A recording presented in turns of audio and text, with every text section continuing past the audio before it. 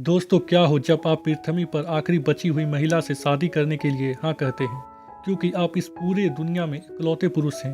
यह एकमात्र तरीका है जिससे आप दोनों अपनी सेक्स की इच्छा को पूरा कर सकते हैं, पर आप उस महिला को पसंद नहीं करते। फिर भी अगर आपका जवाब हाँ है और आप उस महिला से शादी करते हैं, और जब आप दरवाजे को खोलकर बाहर निकलते हैं तो आप देखते हैं कि आप इस पूरे दुनिया में इकलौते इंसान नहीं हैं, बल्कि बहुत सारी महिला और बहुत सारे पुरुष हैं। तो आपका क्या हाल होगा? यही हाल फिल का होता है जब वह सपने देख रहा था, और जैसे ही उसकी नींद खुलती है तो वह तुरंत खिड़की के बाहर देखता है कि कहीं कोई जिंदा इंसान तो नहीं, और किसी को जिंदा ना पाकर उसे बहुत ही खुशी महसूस होती है। रात में कैरोल फिल के घर जाती है अपने नए डिश को खिलाने के लिए और उसे वॉकी टॉकी देती है ताकि वे दोनों आपस में बात कर सके। वह फिल को शादी के लिए रिंग लाने को भी कहती है। अगले दिन कैरोल शादी की तैयारी करने के लिए सुपरमार्केट जाती है, जहां से वह सजावट और शादी के केक के लिए सामान खरीदती है। फिल अपने बॉयफ्रेंड के साथ बैचलर पार्टी करता है, आंख से लड़कियों की बिक को जलाता है और उस पुतले से जिसे वह अभी तक अपनी गर्लफ्रेंड समझ रहा था उससे अलविदा लेता है, जिसे वह हमेशा बैठकर देखा करता था। आखिरकार शादी का दिन आता है। कैरोल शादी करने के लिए पूरी तरह से तैयार थी। ये लोग चर्च जाते हैं। कैरोल ने पादरी की जगह एक टेप रिकॉर्डिंग का उपयोग किया था। वह टेप रिकॉर्डिंग को स्टार्ट करती है और जब रिंग की जरूरत पड़ती है तो फिल को याद आता है कि वह रिंग खरीदना भूल गया है। कैरोल समझ जाती है कि वह अकेली है जो कि इस शादी के लिए प्रयास कर रही थी, और वह वहां से चली जाती है। फिल उसके घर जाता है और उसे आवाज देता है। जब कैरोल दरवाजा नहीं खोलती तो फिल दरवाजे को एक हैमर से तोड़ देता है, और जब वह अंदर जाता है तो वह देखता है कि कैरोल ने पूरे घर को सजाया है और उसने एक केक भी बनाया है जो कि मीठा नहीं होता बल्कि स्पाइसी होता है। यह देखकर उसे खराब लगता है और वह वॉकी टॉकी में कैरोल से बात करता है और उससे माफ़ी मांगता है। कैरोल भी उसे माफ़ कर देती है। फिल कैरोल को लेकर एक ज्वेलरी शॉप में जाता है, जहां वह कैरोल के लिए ढेर सारी रिंग लेता है और चर्च में जाकर कैरोल से शादी कर लेता है। घर में फिल केक खा रहा होता है तो कैरोल उसे बेडरूम में बुलाती है पॉपुलेशन बढ़ाने के लिए, जहां ये लोग इंटीमेट होते हैं। पर फिल कैरोल के साथ इंटीमेट होने में इतना उत्साहित नहीं होता।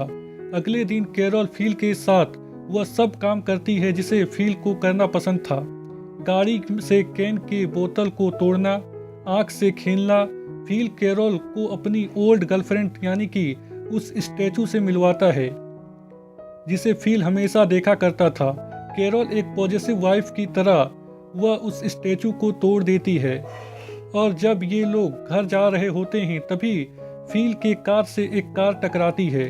फिल तुरंत अपनी कार से निकलता है और उस कार वाले को जाकर देखता है, जिससे एक सुंदर लड़की निकलती है। फिल उसे देखता है और देखता ही रह जाता है।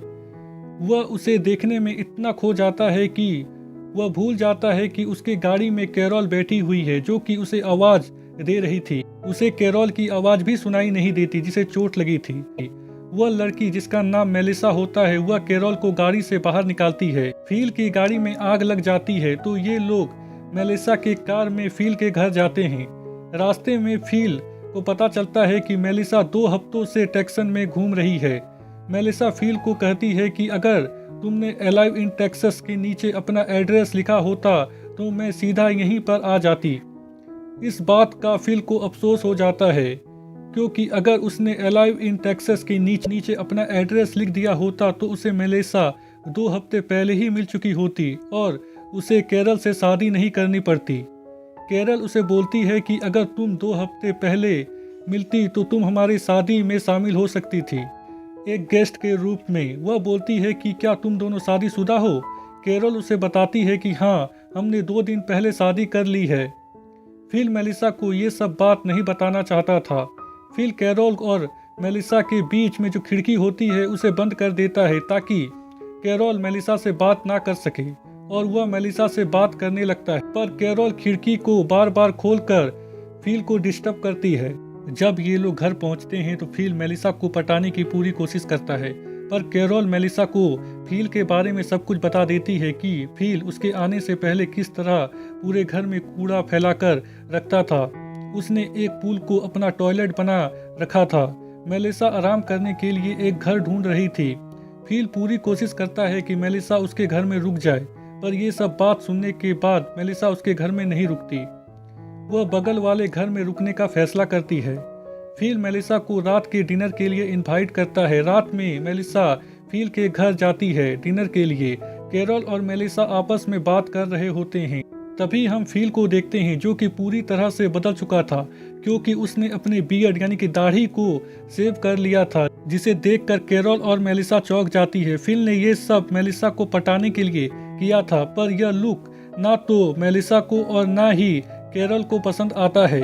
जब ये लोग डिनर कर रहे थे तो फिल मेलिसा के साथ फ्लर्ट करता है और उसकी हर बात पर हाँ कहता है, ताकि मेलिसा को लगे कि फिल की सोच और उसकी सोच बिल्कुल एक जैसी है। जब मेलिसा उसे अपने पति के बारे में बताती है कि उसने अपने पति को किसी और के साथ देखा, वह उसे चीट कर रहा था, इसीलिए उसने उसे छोड़ दिया, तो फिल उसकी डिसीजन को सही कहता है और यह दिखाने की कोशिश करता है कि वह इस तरह के लोगों को पसंद नहीं करता। और जब सब चले जाते हैं तो कैरल उसे दुनिया को चलाने के लिए, पॉपुलेशन बढ़ाने के लिए बुलाती है, पर फिल बहाना कर देता है और कहता है कि आज उसे कुछ ठीक महसूस नहीं हो रहा, किसी और दिन हम मिलकर पॉपुलेशन को बढ़ाएंगे। कैरल फिल से पूछती है कि क्या वह मेलिसा की ओर आकर्षित है, पर फिल उसे मना कर देता है और कहता है कि बिल्कुल नहीं।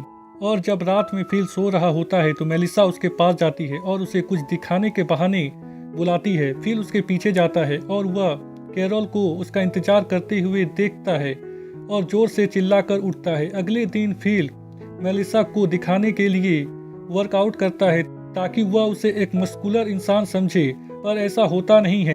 मेलिसा फिल से उस कार के बारे में पूछती है जो कि बाहर खड़ा होता है। फिल उसे बोलता है कि मैंने तुम्हारी मिलो कार को तोड़ दिया था, इसीलिए मैंने इस कार को तुम्हारे लिए खरीदा हूँ। कैरल उसे बोलती है कि तुम्हारे पास मेलिसा के लिए कार खरीदने का समय है और दरवाजे को ठीक करने का समय नहीं है। फिल उसे कहता है कि मैं इस दरवाजे को भी ठीक कर दूंगा। कैरल मेलिसा को अपनी और फिल की वेडिंग सेरेमनी की पिक्चर दिखाती है जो कि उसने खुद ड्रॉ किया था। और जब फिल दरवाजे को ठीक कर रहा होता है तभी मेलिसा उसके पास जाती है और कैरल और उसे बियर पीने के लिए अपने घर में इनवाइट करती है। फिल उसे बोलता है कि कैरल की तबीयत ठीक नहीं है और वह खुद मेलिसा के साथ बियर पीने चला जाता है, जहां मेलिसा उसे अपने दिल की बात बोलती है कि वह उसे गलत समझ रही थी, पर अब ऐसा नहीं है। और जब मेलिसा नशे में होती है तो वह फिल को बोलती है कि अगर तुम और कैरल शादीशुदा नहीं होते तो हमारा कुछ हो सकता था। मुझे तुमसे ऐसी बात नहीं करना चाहिए, पर तुम इस दुनिया में इकलौते आदमी हो। फिल जो सुनना चाहता था वह मेलिसा कह रही थी। फिल सीधा कैरल के पास जाता है और अपनी शादी को तोड़ने के लिए, पर वह देखता है कि कैरल उसके और अपने नाम की वेडिंग बोर्ड बना रही है जो कि वह दरवाजे में लगाने वाली थी। फिल उसे कुछ कह नहीं पाता और वहां से चला आता है। यह एपिसोड यहीं पर खत्म हो जाती है।